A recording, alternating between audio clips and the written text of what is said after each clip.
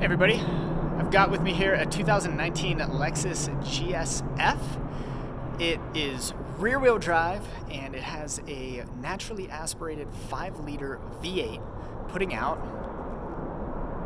467 horsepower. All right, here's a better look at the GSF. It's got 19-inch BBS wheels wrapped in Michelin Pilot Super Sport tires. It's got Brembo brakes. Obviously, being that this is an F model, it's got a pretty aggressive body kit on top of Lexus's already pretty aggressive styling. You've got some vents here. The F badge, like gunmetal gray mirrors, very cool. You've got this little piece on the back here that I noticed. Not sure what it's for. Aerodynamics? Not sure. Moving around to the back, you've got the traditional Lexus F staggered quad exhaust pipe setup. And this carbon fiber rear lip spoiler is a really nice touch as well. Anyway, let's hop inside.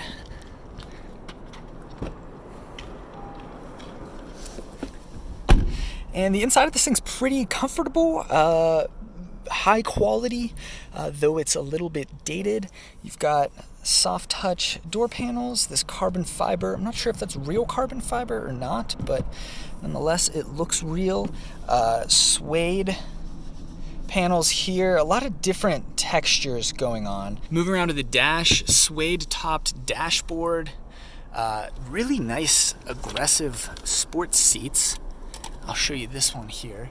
So you've got the little cutouts back there, the F logo on the top. The bolsters are nice and high without being too high, and altogether I find the seats to be really comfortable. I'll go ahead and start it up here. This is the fun part. Ready?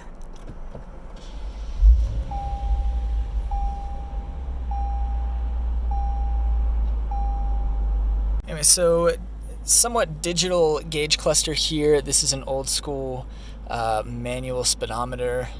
Nonetheless, some cool menus to scroll through here. So you use the button on the right side of the steering wheel to scroll through the menus on the left side of the gauge cluster. That's counterintuitive, but nonetheless, one of my favorite gauges, or one of my favorite menus here is the F menu, which has a multitude of different things. You've got a lap timer, which I was playing with just a few moments ago, lap history, torque distribution, which is fun. As you accelerate, it shows where the torque and how much torque is being put out by the rear wheels via some orange bars that light up on either side there. G-forces, and then this is a tire pressure. And there was one other one I wanted to show you, gear positions. So this is on the information screen, but once you put the car into drive, it shows you what gear you're in, which is interesting, and it shows you kind of the range you have in each gear. Moving on, we've got a very dated infotainment setup here that's controlled by very frustrating mouse pad here. A lot of people complain about this setup. I find it to be frustrating just because it's hard to get settled on one menu. If I want to go up one, I have to move the device ever so slightly, and more often than not, especially when driving, it's hard to be so precise with this thing that is just very finicky. So that's very frustrating. I'm looking forward to seeing Lexus move away from this, and I'm also looking forward to seeing Lexus gain Android Auto and Apple CarPlay at some point. Please. I've got the digital clock, which also is a little bit frustrating because there's not a clock anywhere on here, and there are not clocks on every menu of the infotainment screen. So you've got to rely on this thing, which one is an analog clock, which is not efficient, and two, catches glare a lot. You can see how there's a glare on it right now. So telling the time in this vehicle is frustrating, to say the least. Steering wheel's nice. I really like Lexus's steering wheel designs. Paddle shifters feel heavy and substantial. They're a nice metal. And then you've kind of got this pewter finish that I'd like to see Lexus use elsewhere throughout the cabin as well. Up top, you got your SOS button, sunroof controls. With your sunroof here, it opens nice and wide. And yeah, so that's about it for the interior tour of the GS. Now let's do a little bit of driving. This car has a few different drive modes that you can cycle through via this knob right here. So you're in normal mode right here. There's also an option for a custom setting. Over here you've got Sport S and Sport S Plus, and then on this side you've got Eco. So you cycle through them this way. You just kind of tweak it, and I'll show you what I'm doing up here. So that put me into Sport S Plus. Going to the right puts you between Sport S and Sport S Plus. Pressing down on it puts you back into normal, and then going to the left puts it into eco mode. There's also a torque vectoring differential, and there are 3 settings for that as well. You change them via this button right here, and you can see where it says TVD at the bottom of the circle there. Right now it's in standard. I'll press it once, puts us into slalom mode. I'll press it again, and that puts us into track mode. I've done a lot of my driving this week in Sport S and Sport S Plus modes, just because you get a lot louder exhaust note.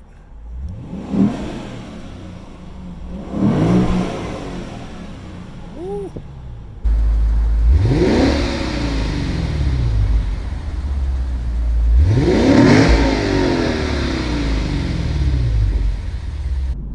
Okay, so now we are behind the wheel of the GS. Like I said, I'm in this pretty deserted area underneath a bridge, so I'm gonna go ahead and rip a little burnout.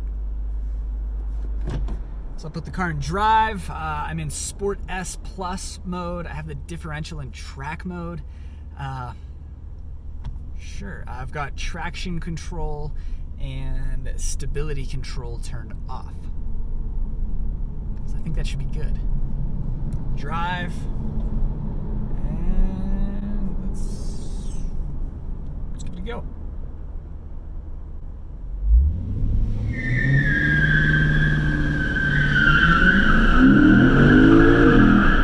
Yeah, okay.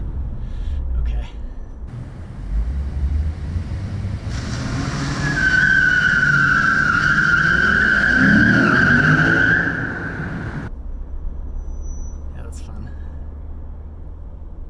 Okay, well, there was your burnout. Now let's actually take this thing for a little ride. Okay, driving the Lexus GSF. I've got everything in standard normal mode, so this thing is as neutral as you can get it. So I will say in normal mode, the exhaust note is actually pretty quiet, so you don't get that drone. It really just sounds like a strong V8 engine, which is, I think, one of this vehicle's strongest attributes. I think if you're buying a GSF, that's because you don't want a turbocharged 6-cylinder and all-wheel drive, which is what you get in the German alternatives to this vehicle. Like I said, Lexus, it's like through and through super solid, but a little bit dated, and I will attribute that to the fact that Toyota and Lexus tend to not subscribe to trends, and they're extremely conservative with how they design their vehicles and with when they redesign their vehicles, and that is pretty clear when you get to the interior of this vehicle. It's nice, but it's just not strikingly modern like you get with the German midsize sedans. And the thing is, here in 2019, it's easy to make a car feel modern, even if it isn't. You just give it Android Auto and Apple CarPlay, and for whatever reason, Toyota has, and Lexus have been reluctant to do that. They've started to add it to some vehicles, but not every one of their vehicles has it yet. Few of their vehicles have it, in fact, and the GS does not. This vehicle is a lot of fun, but you can definitely get in trouble with it. 465, 69 horsepower is a lot, and there are very few roads where you can use all of that power responsibly.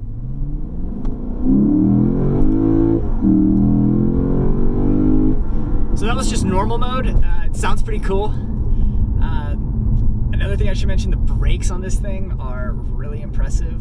It can come to a dead stop extremely quickly, and you can definitely feel the G-forces pulling against you when you hammer the brakes on hard. Handling's nice. It feels dialed in. It's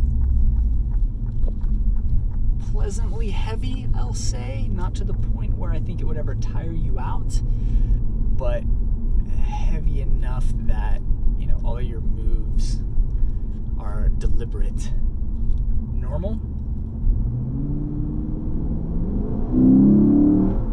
Okay. And Sport S.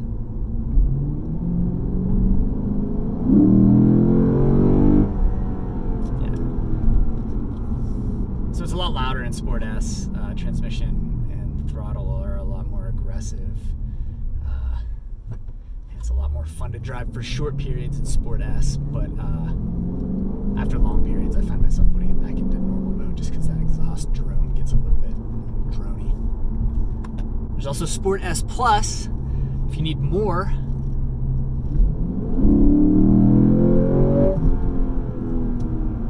There's Sport S Plus for you.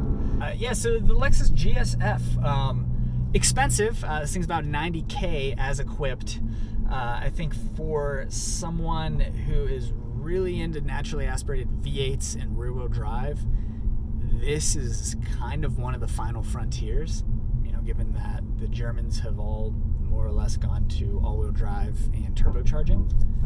Lexus reliability, Lexus durability, but also some of the frustrating things you get with Toyota Lexus products, like an interior that's a little bit,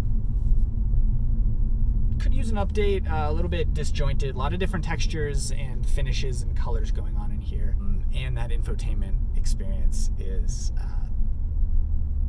kind of unacceptable at this stage in the game.